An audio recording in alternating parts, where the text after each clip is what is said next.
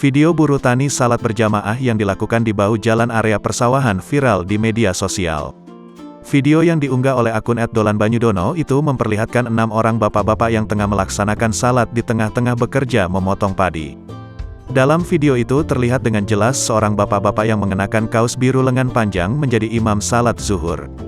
Gerakan salat bapak-bapak itu kemudian diikuti oleh 3 orang laki-laki di barisan pertama dan 2 orang laki-laki di barisan kedua.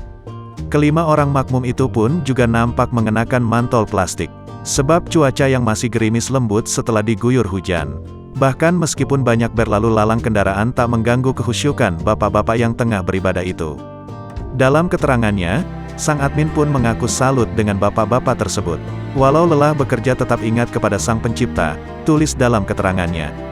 Video itu diambil oleh Totok Sudaryanto di pinggir jalan areal persawahan yang ada di sebelah barat SMPN 2 Banyudono. Saat itu dia yang akan menjemput anaknya sekolah melihat pemandangan tak biasa itu. Dia pun kemudian mengambil ponselnya untuk merekamnya.